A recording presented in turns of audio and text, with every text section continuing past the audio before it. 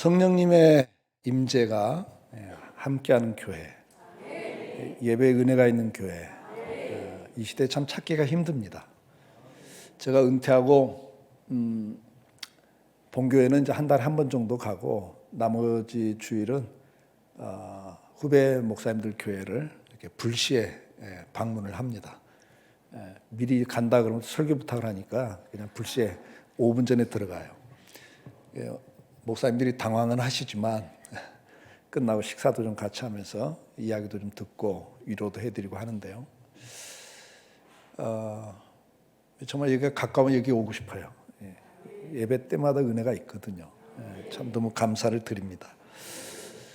주마가편이라고 달리는 말에 채찍질을 가한다고 잘하고 있고 은혜도 풍성하지만 또 우리가 하나님 말씀 안에서 오늘 우리 모습을 다시 한번 생각해보고 점검하는 시간을 가져보고 싶습니다.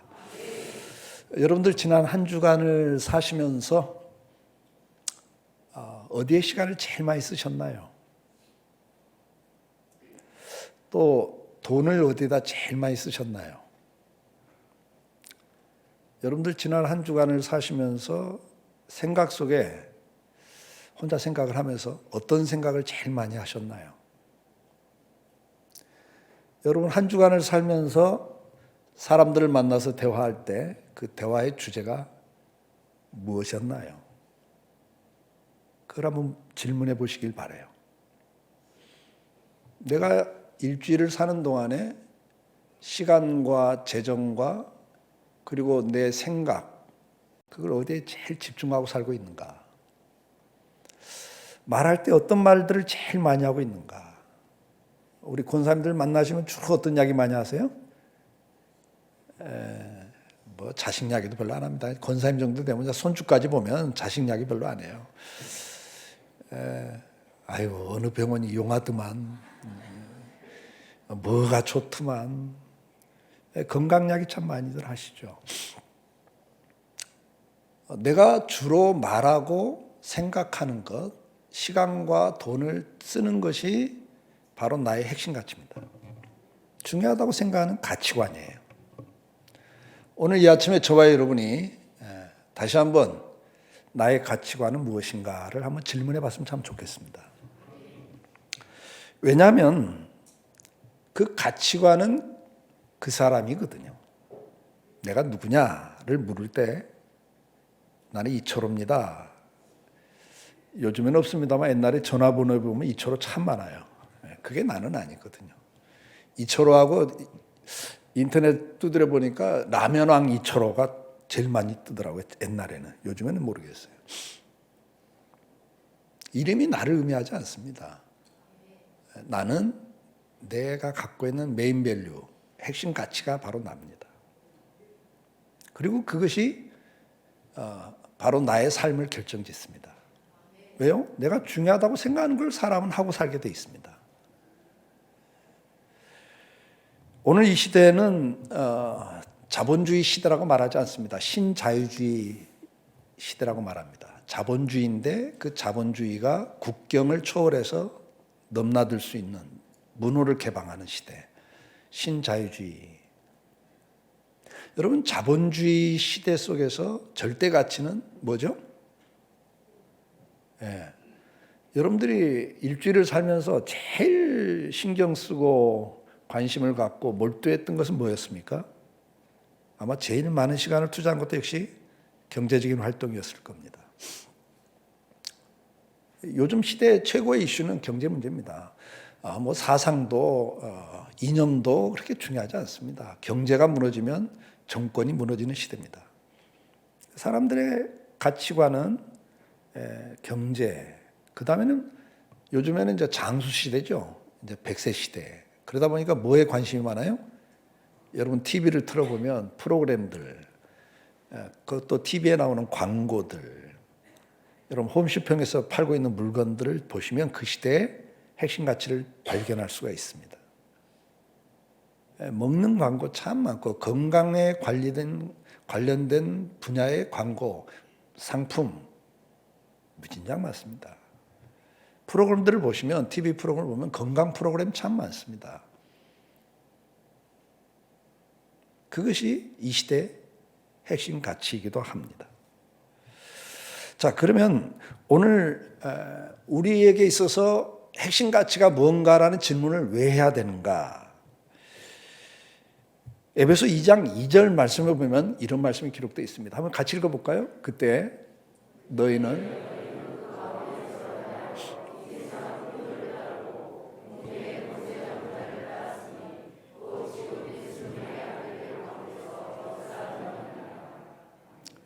자, 우리는 이건 지금 우리가 예수 그리스도 안에 있기 전의 상태를 설명을 하고 있어요. 예. 앞에 구절 다시 보여주세요. 앞에 구절. 예. 예수 그리스도를 믿기 전의 상태거든요. 이때는 뭐냐니까 세상 풍조를 따랐대요. 근데 그게 누구를 따른 거냐니까 공중의 권세 잡은 자를 따른 거래요. 그 공중의 권세 잡은 자가 누구라고요? 불순종의 아들들 가운데 역사하는 영이래요.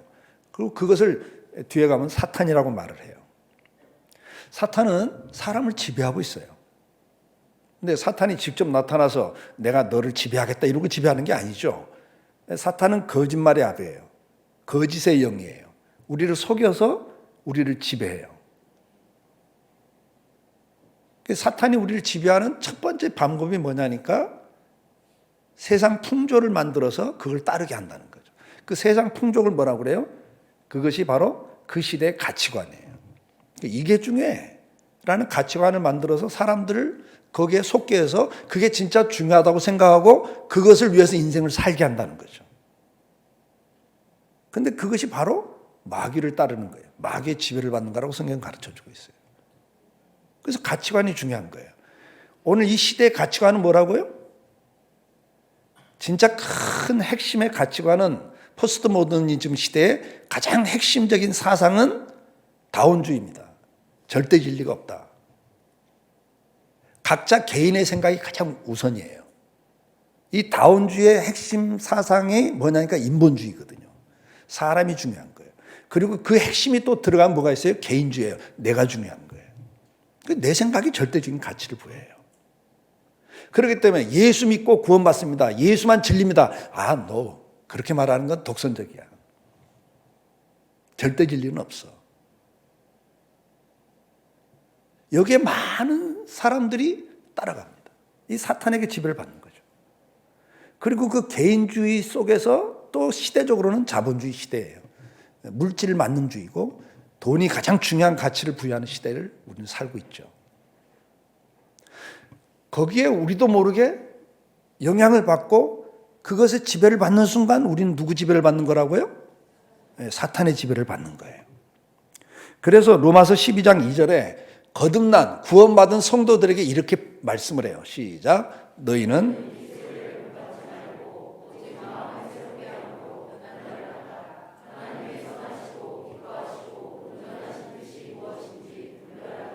아멘. 가치관이 중요한 거죠. 이 시대를 본받아서는 안 됩니다. 근데 이 시대를 본받는다는 것이 뭐 이런 의상 쪽의 유행을 뭐 따르고 헤어스타일 따르고 이런 게 아니라 가치관을 따르지 말라는 거예요. 이 시대가 지금 표방하고 있는 가치관, 돈이 중요해, 건강이 중요해, 그 다음에 이제는 좀 우리나라는 선진국이니까 문화생활이 중요해. 그래서 그 네이버 검색을 두드리면 제일 많이 나오는 게 실시간 조회수가 뭐가 제일 많은가, 지금 이슈가 뭔가, 그게 1순위를 항상. 그러니까 사람들이 관심이 뭐예요? 다 지금 사람들이 뭐에 관심 있는가에 관심이 많고 거기에 같이 따라가고 싶은 거죠. 그래서 그다음 많이 나오는 게 등산, 맛집, 카페 이런 거예요. 여러분들도 대화 속에 그런 대화들 많이 하실 거예요. 어느 교회 권사님이 그 말씀 하더라고요. 권사님들이 이제 다 은퇴하신 이제 나이 든 권사님들이 모이면 여행 이야기 제일 많이 나오고 그다음에 맛집, 카페 이런 이야기를 많이 한대요. 권사님들이 모여서 대화가. 그런데 우리가 예수 믿는 성도로서 또 권사 정도 됐는데 일상적인 삶의 생각이 가치관이 그런 거기에 집중하면 과연 정상적인 모습일까? 한번 질문을 할 필요는 있다고 생각이 들어요. 자, 오늘 본문의 이야기는 예수님의 핵심 가치를 우리에게 보여줘요. 저와 여러분도 주님을 따르는 자, 주님을 본받는 자로서 오늘 이 주님의 모습을 통해서 한번 같이 고민하고 또 따르려고 하는 결단도 필요하지 않을까 생각이 드네요. 자, 오늘 본문에 보면 예수님께서 이 갈릴리 호수를 건너오기 전에 가르치시고 이렇게 할 때 많은 사람들이 몰려오는데 심지어 사람들의 생각 속에는 야, 이분이 막 능력을 베푸는 거 보니까 오병이의 역사도 일으키죠. 소경의 눈을 뜨게 하죠. 안진뱅이를 일으키죠. 막 이러니까 백성들 사이에 어떤 생각이 드냐니까 이분이 메시아가 아닌가? 우리 민족을 구원하기로 약속된 그 메시아가 아닌가? 다윗의 자손으로 오실 그 왕이 아닌가? 그럼 이분을 왕으로 모시면 이 로마 식민지에서 우리가 벗어날 것이고 그 주님의 능력을 가지고 저 로마 정권을 무너뜨리고 우리나라가 독립할 거 아닌가? 그리고 우리가 이 세상을 지배하는 그런 신정국가를 만들 수 있지 않을까? 이런 생각이 싹 드는 거죠. 그래서 사람들 사이에 예수님을 왕으로 모시자라는 여론이 생기는 거예요. 그 여론을 들으면서 제자들은 지금 어떻게 됐을까요? 제자들은 막 신이 난 거예요. 그래서 제자들 사이에 어떤 것이 문제가 있는데 어떤 문제가 있나죠? 누가 크냐? 누가 예수님의 실세냐? 측근이냐 갖고 싸움을 자기들끼리 싸워요. 네. 왜요? 예수님이 임금이 되면 이제 누가 요즘 말하면 비서실장이 될 거냐? 누가 총리할 거냐? 관심이 거기가 있는 거예요. 그러니까 예수님이 그걸 다 그 분위기에 제자들은 지금 같이 부안해동하는데 예수님은 야 가자 하고 배를 타고 떠나시는 거예요. 건너마을로 가자 그래요. 내가 예수님이었다면 드디어 이제 사람들이 나를 알아보는구나. 때가 됐구나. 뭐 이렇게 생각할 수 있잖아요. 사람이 무너지는 건 한순간이거든요. 예수님은 떠나요. 그 떠나고 어디를 가냐 했더니 오늘 본문이에요. 거라사 지방이라고 그랬어요. 거기 가서 누구를 만나요? 예, 귀신 들려가지고 이게 이제 그 마가복음, 누가복음에서는 군대 귀신 들렸다. 그러니까 한 5천 명의 그 로마의 군단은 4,500명이 이제 보통인데 내가 군대 귀신이 들렸습니다. 그 말은 뭐예요? 한 4,500명의 그 귀신이 들어가 있다 그 말이죠. 그 정도 이제 군대 귀신이 들어가 있다. 그러니까 누구도 제어할 수가 없어요. 막 쇠사슬을 묶어놔도 막 끊어버리고 소리를 지르고 사람한테 막 덤벼드니까 그 사람 주변에는 아무도 없어요.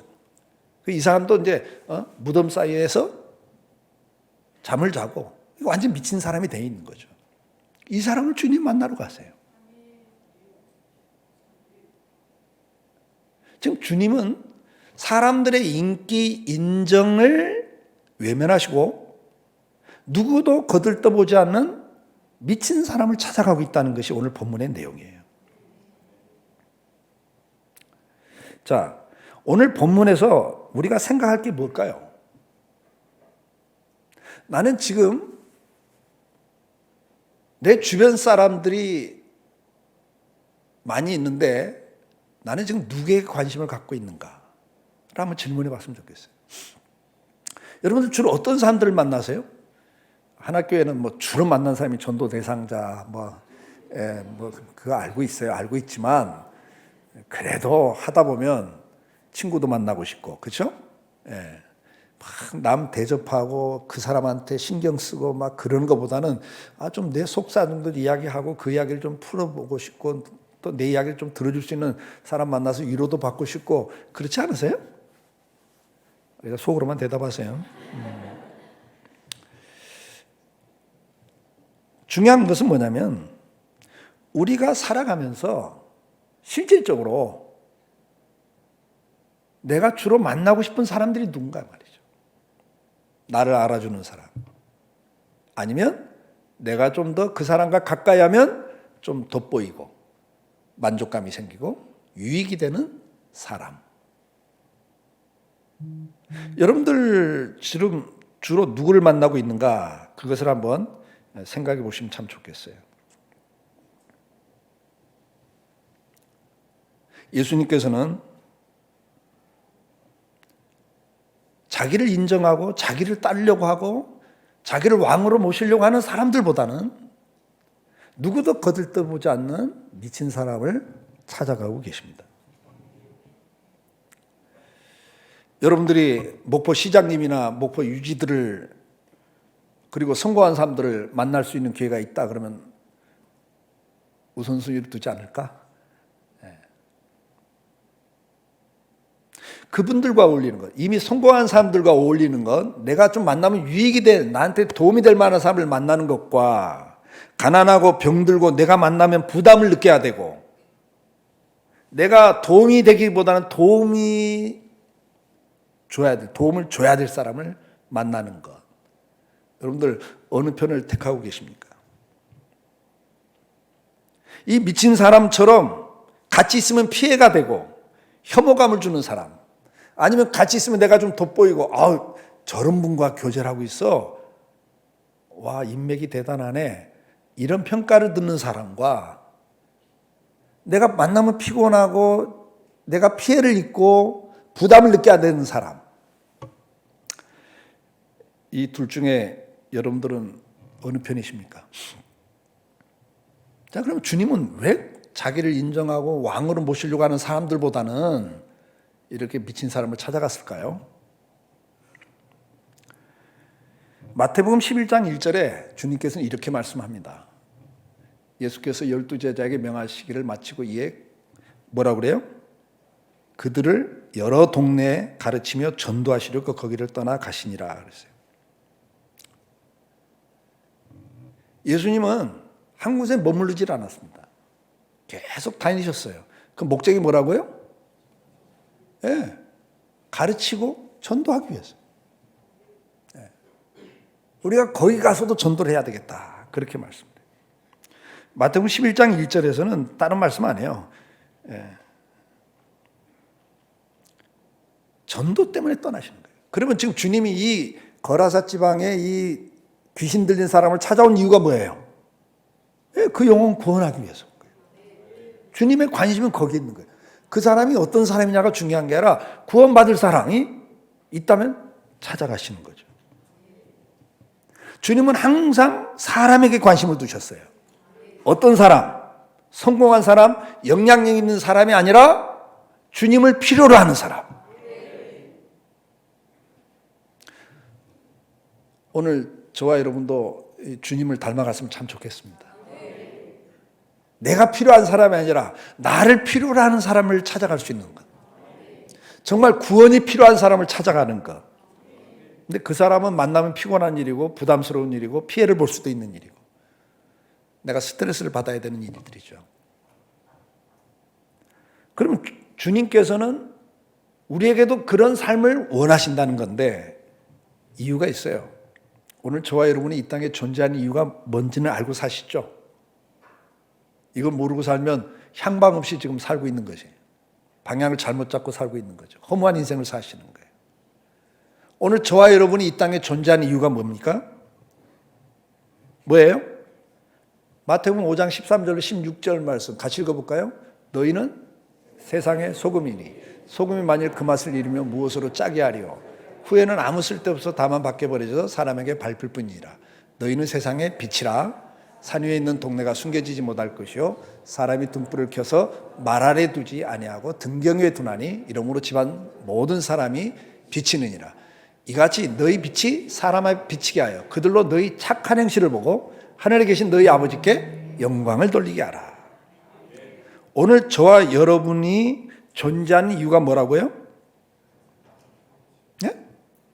저와 여러분을 통해서 맛을 내라고, 빛을 비추라고, 고린도서는 향기가 되라고, 내 이름을 빛내고 내 이름을 드러내는 게 아니라 누구 이름을, 그렇죠? 진정한 빛 대신 예수 그리스도를 드러내라고. 좀 정말 맛없게 사는 인생, 불행하게 사는 인생, 그런 인생들에게 인생이 사는 건 이거야. 이렇게 사는 게 참다운 삶이고 이렇게 살아야 행복한 삶이야 라고 보여주는 거죠. 그걸 느끼게 해주는 거예요. 맛을 내야죠. 우리 주변 사람들이 우리의 삶을 그대로 보고 있거든요. 우리의 모습을 통해서 그리스도가 드러나는 거죠. 그게 빛이고 향기고 맛을 내는 소금이죠. 마가복음 3장 14절 15절에 보면 이에 12를 세우셨으니 이는 자기와 함께 있게 하고 또 보내사 전도하며. 제자를 세운 목적이 뭐라고요? 이제 가서 전도하는 사람 만드는 거예요. 우리 한학교에서 양육을 쭉 받으시면 결론은 어디로 가야 돼요? 전도하기 위해서예요. 전도. 영혼 구원이에요. 예수님의 최대의 가치관은 그겁니다. 그리고 성경에 보면 은혜 받은 성도들의 특징이 있는데 사도행전 5장 42절 말씀 같이 시작. 그들이 날마다 성전에 있든지 집에 있든지 예수는 그리스도라 가르치기와 전도하기를 그치지 아니하니라. 사도행전 5장에 성령 충만 받은 성도들의 특징을 그렇게 설명하고 있다고요. 은혜 받으니까 누가 시켜서 하는 게 아니에요.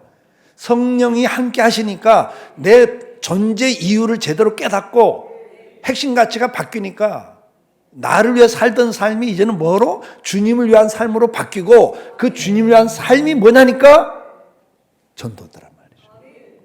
그것을 어떻게 했어요?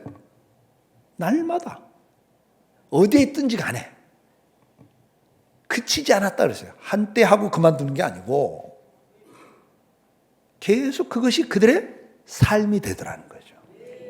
삶의 목적이 뭐냐 이거죠.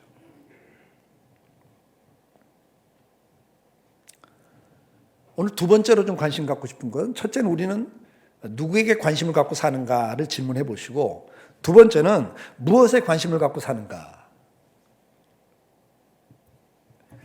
앞에서 언급한 것처럼 이 시대는 자본주의 시대입니다. 사람들의 핵심 가치가 경제 문제입니다. 다시 말해서 경제적 가치를 절대 가치로 부여하는 시대를 우리는 살아가고 있습니다. 오늘 본문에서도 요즘 시대만이 그렇지 않다는 걸 보여주고 있습니다. 이 귀신 들린 사람을 고치시는 사건을 통해서 그 시대의 사람들의 핵심 가치를 또 보여주고 있습니다. 자, 오늘 본문에 보면 예수님이 이 귀신 들린 사람을 만나요. 그러니까 귀신이 벌써 알아보고 하나님이 오시는 거니까 뭐 사정을 하는 겁니다. 우리를 지옥으로 보내지 마시고 우리 이 땅에 주님이 재림하셔서 심판할 때까지 아직 때가 되지 않았지 않았냐. 귀신도 다 알고 있어요. 아직 때가 되지 않았다. 그 말은 뭐예요? 마지막 심판 때가 아니지 않냐. 그러니까 아직 우리가 이 세상에서 활동할 수 있도록 우리를 지옥에 보내지 말고 어디로 좀 보내달라고요? 예, 이 돼지떼가 옆에 돼지떼를 치고 있는데 저 돼지떼에게 들어가게 해달라고 그래요. 그러니까 예수님께서 그래라 그래요. 그러니까 귀신들이 할렐루야 했는지 모르겠어요.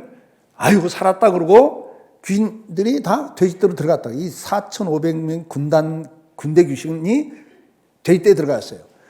마가복음 누가복음은 그 돼지떼가 몇 마리라고 그랬어요? 2,000여 마리라고 그랬어요. 2,000여 마리의 돼지떼에 이 귀신들이 막 들어간 거예요. 그러니까 이 돼지떼들이 또 미쳐 날뛰면서 죽을지도 뭐 살지도 모르고 무조건 날뛰어갖고 어디로 뛰어들어가요? 예, 갈릴리 호수로 그냥 뛰어들어가 버리는 거예요. 그러고 몰살을 했다. 귀신이 이런 존재예요. 죽이는 존재, 살리는 존재가 아니잖아요. 자, 그러면 이런 사건이 딱 터졌어요. 그래서 이 사람은 귀신이 나가니까 이제 온전해진 거예요. 그리고 예수님 옆에 다소곳이 앉아 있습니다. 감사하고 내가 주님을 따르겠다고 이야기를 하죠. 그러니까 아니다. 넌 집으로 돌아가서 너희 가족에게 돌아가라. 왜? 지금까지는 정상적인 생활을 못했던 사람이니까 이제는 정상적인 생활로 돌아가라. 이렇게 말씀해 주세요. 근데 이때 이제 이 돼지를 치던 목자들이 놀래가지고 이제 동네로 뛰어가가지고 이 사실을 알리니까 이 돼지떼 주인들이 동네 사람들이니까 돼지떼가 몰살했다니까 난리가 난 거 아니겠어요? 그래갖고 쫓아온 거예요. 와서 보니까 그 귀신 들었던 사람은 조용히 앉아 있고 돼지떼는 막 바다에 갈린 호수에 둥둥 떠 있고 이걸 보고 이 사람들이 어떤 결론을 내립니까? 그 예수님의 능력을 보고 어떤 결론을 내려요?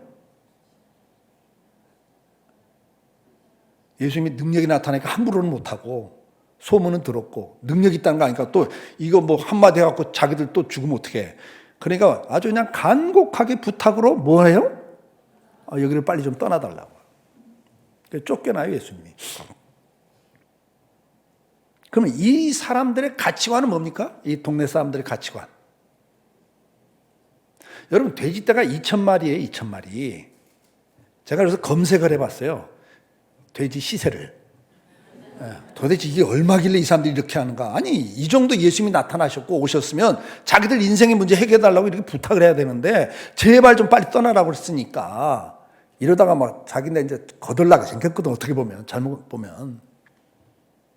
그래서 시세를 떠보니까 요즘 돼지값이 폭락했다네요. 30% 이상 폭락했대요. 근데 46만 몇천 원? 110kg짜리가. 그래서 한참 갈 때 60만 원. 그냥 46만 몇천 원이니까 50만 원 잡고 2,000마리면 얼마입니까? 계산 빨리 안 나와요? 2,000마리면 10억. 여러분 생각해 보세요. 지금 예수님이 이 미친 사람 하나 구하겠다고 지금 10억을 지금 어떻게 했어요? 날려버린 거예요. 이 사건에서 이 사람들의 반응은 한 사람이 온전하게 돼서 가정이 회복되고 그 사회가 회복된 데는 관심이 없어요. 지금 자기들 재산 10억이 날아가는 거예요. 근데 예수님이 뭐 그런 건 아니니까. 이유도 잘 모르죠. 하여튼 귀신이 나가가지고 이 돼지들이 미쳐갖고 다 죽었다는 건 아니까 예수님께 책임은 못 묻고 그냥 빨리 떠나달라고. 어떻게 보면 예수님처럼 낭비가 심한 분이 없어. 그렇죠? 죽을 사람을 살려내는데 10억을 썼다 그러면 좀 그래도 좀 긍정하고 싶잖아요. 그렇잖아요? 죽을 사람을 살려. 근데 이건 죽을 사람이 아니고 미친 사람이에요. 죽지는 않아. 미쳐 있는 것뿐이에요. 근데 이런 사람 하나를 위해서 10억을 날려보냈다? 써버렸다? 여러분 어떻게 하시겠어요? 받아들여지겠어요? 이론상으로는 심정적으로는 뭐 그럴 수 있다 그러지만 입장 딱 바꿔놓고 내 재산 10억이 지금 한 사람 때문에 날아간다 그러면 그것도 뭐 살리는 일이라면 내가 한번 의인이 돼보자. 죽을 사람 하나 살리자.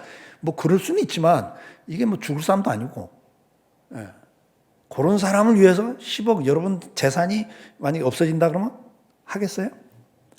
여러분도 만약 예수님 때문에 그런 일이 생긴다면 어떻게 하겠어요? 예수님 나 10억 손해봐도 괜찮아요? 그러시겠어요? 아니 주님 이것만은 나 그거 못하겠습니다. 예수님을 쫓아낸다는 말이 내 삶 속에서 내 마음에서 내 생각에서 쫓아낼 수 있거든 언제든지. 가치관에 의해서 예수님 이것만은 안 됩니다. 라고 하는 것이 우리에게도 있다는 걸 한번 생각해 보자는 거예요. 그게 뭔가? 무엇 때문에 우리는 가치관이 어떤 그릇된 가치, 사회적인 가치관에 의해서 예수님을 쫓아내고 있는가 오늘날 우리 삶 속에. 저는 교회에서도 그런 문제들을 종종 봅니다. 자본주의 시대 속에 절대 가치가 경제적 개념이 있기 때문에 요즘 교회에서도 계속 그런 말들이 계속 나오고 있어요. 한 교회가. 효율성을 이야기해요. 재정의 효율성, 투명성과 효율성. 이게 아주 이슈입니다. 어떻게 하면 교회 재정을 투명하게 쓸 것이냐. 우리가 헌금한 건데 단돈 100원이라도 어떻게 썼는지 우리가 좀 제대로 알아야 되겠다. 투명성. 그 다음에 그것이 제대로 썼는지 짚어봐야 되겠다. 효율성을 따지는 시대를 우리는 살고 있습니다. 저는 이제 은퇴를 했기 때문에 뭐 저한테는 이제 그런 말이 안 들어오지만 제가 담임 목회를 할 때는 장로님들 가운데서도 가끔 그런 말씀했어요. 목사님, 우리에게 야유예배 좀 갑시다. 우리가 헌금했는데 우리도 돈을 좀 써야 되지 않습니까? 날마다 남을 퍼주면 우리는 이렇게 이러면 사기가 저하됩니다. 네, 그렇죠. 우리 쓰기 시작하면 끝이 없습니다. 우리가 한번 쓰기 시작하면 연말이 되면 각 부서 책임자들이 예산을 얼마나 타내는가가 자기 실력이라고 생각하는 분위기로 가버립니다. 그래서 쓰기 시작하면 본물 터지듯이 교회 재정 금방 없어집니다. 여러분 옛날 은행 표가 하나 있었습니다. 요즘 표현을 잘 모르겠어요. 은행의 표현은. 근데 옛날에는 그랬어요. 한번 따라서 하세요. 쓰기 전에 저축하다. 쓰기 전에 저축하자. 쓰고 나면 저축할 돈 없다. 옛날 그랬다고요. 그래서 저축이란 건 뭐예요? 남은 하는 게 아니라 쓰기 전에 띄어놔야 저축이 되는 거라고 그래요. 맞는 말이에요. 그죠? 그랬죠. 우리가 쓰기 시작하면 다 서로 쓰겠다고 그렇게 가버린다.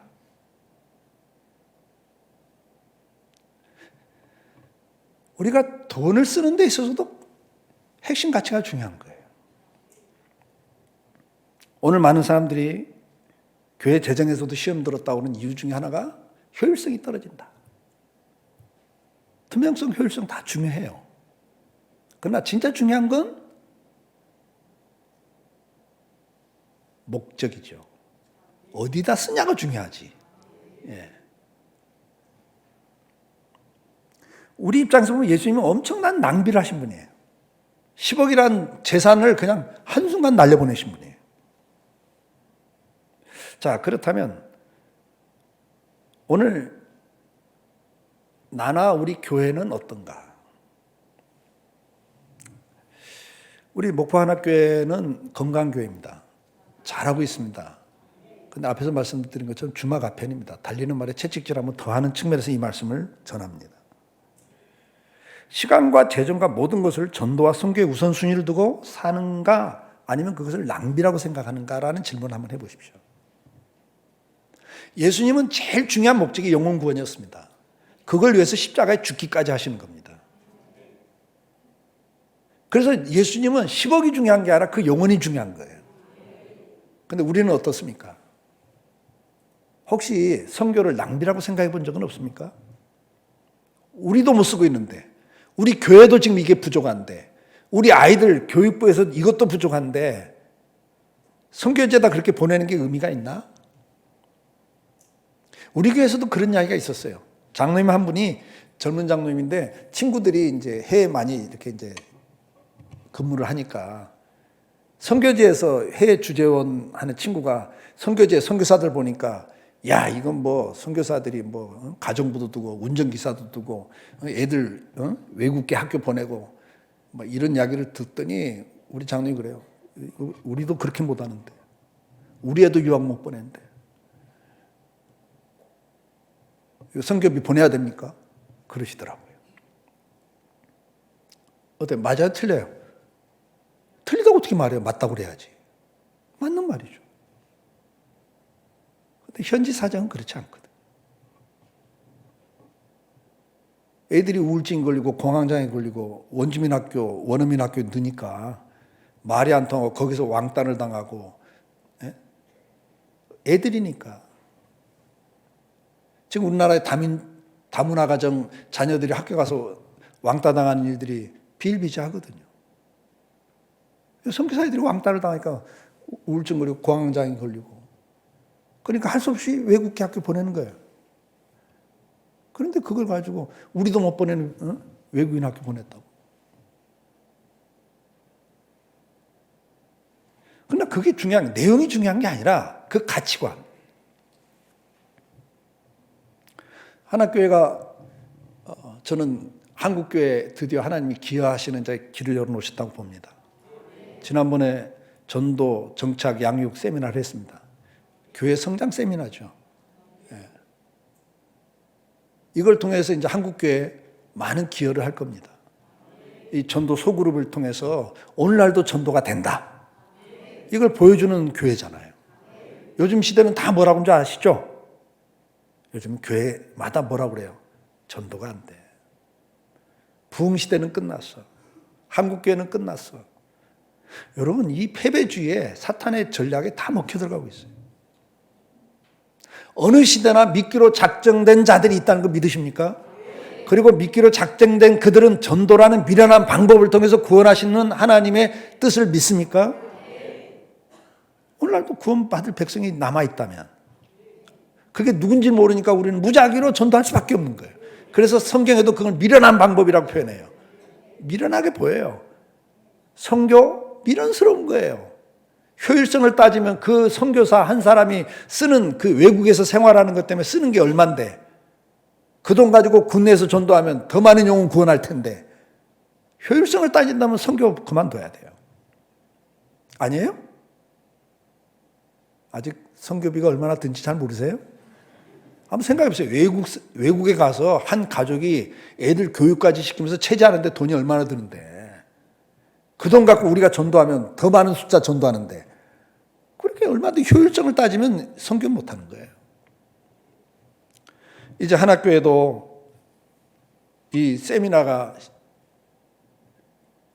시작되면서 한국교회에 영향을 주고 있습니다.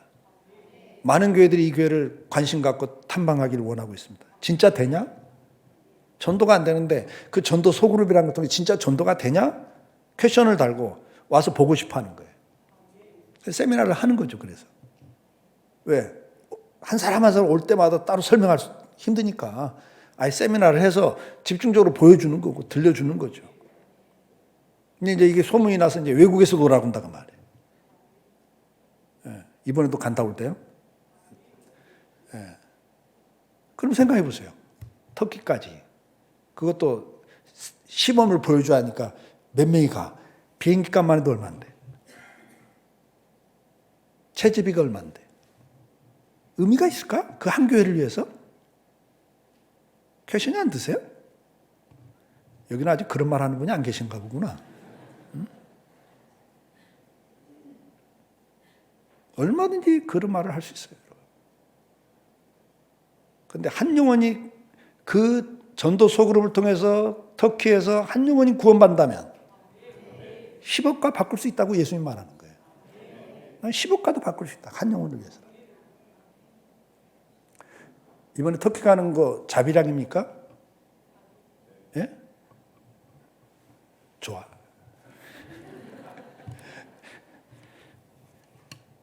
근데 교회 재정도 쓰셔야 돼요. 그런 일이라면 무조건 해야 됩니다. 지금 한국교회 심각한 것은 다른 게 아니에요. 가치관이 세속화됐어요. 교회도. 그래서 교회 안에서도 효율성을 따지는데 지금 문제가 있다고 말이죠.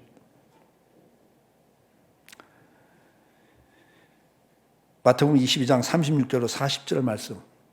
성경 66권에서 613가지의 율례와 법도 계명이 있는데 하나님 하지 말라 하라는 게 있는데 그중에 뭐가 제일 큽니까? 라는 질문에 주님이 이 말씀을 딱 하셨어요. 613가지의 율례와 법도가 있는데 그걸 딱 줄이면 10계명, 그걸 딱 줄이면 이거다 라고 설명해 주시는 거예요. 아멘? 첫째, 하나님 사랑하고 잘 섬겨라. 두 번째가 내 이웃을 사랑하라. 믿습니까? 돈 중요합니다. 절대적 가치 부여할 만합니다. 왜? 돈 없으면 되는 게 없는 세상이니까. 먹고 살 수도 없으니까. 절대 가치를 부여할 만해요. 그러나 그것이 전부는 아니라는 거죠.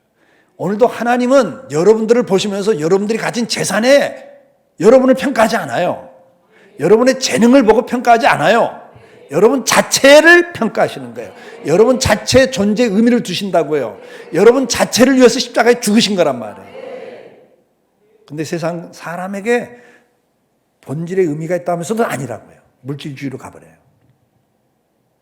우리는 세속화의 영향 속에 같이 가서는 안 돼요.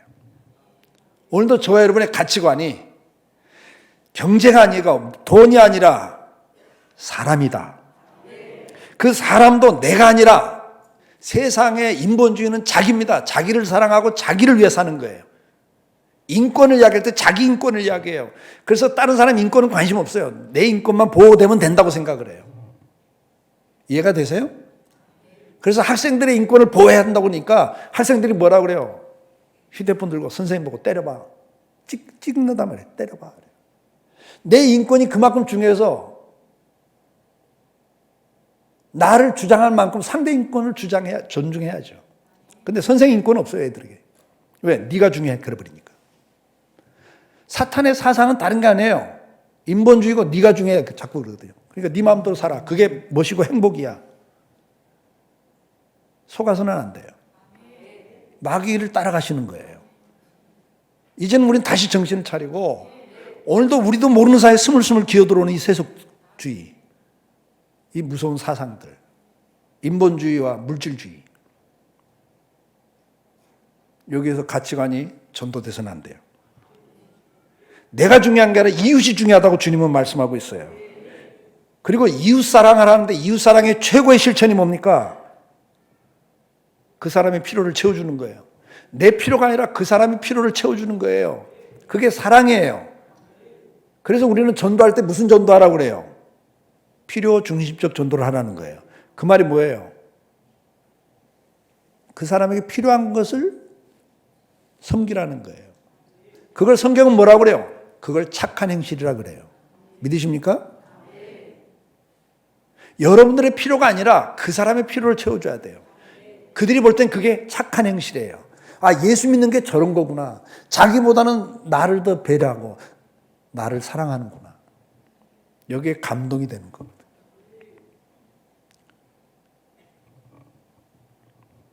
예수님에게 사랑 실천은 다른 게 아니에요. 그 귀신 때문에 가정이 깨지고 인생이 깨져버린 이 사람을 찾아가서 그 귀신을 쫓아내시고 그 사람을 온전하게 만들어주는 것이 주님의 관심사였어요.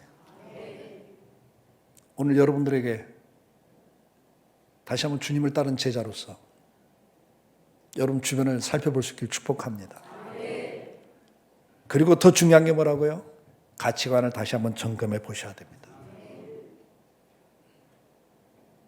돈 중요하고 잘 써야 됩니다. 효율성도 필요합니다.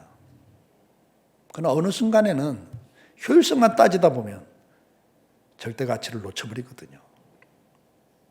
영혼 구원이 오늘 주님의 최고의 관심사, 오늘 저와 여러분의 관심사가 될 수 있길 주의 이름으로 축복합니다. 결론입니다. 모든 것이 경제적 가치로 평가하는 이 시대 속에서 다시 한번 주님처럼 살아갈 수 있기를 축복합니다. 나는 지금 누구와 많은 시간을 보내고 있는가? 누구에게 관심을 가지고 있는가? 소외된 자들의 친구가 되어 있는가? 나에게 관심이 있는가? 아니면 내 이웃, 나를 필요로 하는 사람에게 관심을 갖고 그 필요를 채워주는 삶을 살아가고 있는가? 경제적 가치관을 보면 엄청난 낭비인 것 같고 손실인 것 같고 문제가 있는 것처럼 보이지만 한 영혼을 구원하는 것이 가장 중요한 일임을 깨닫고 오늘도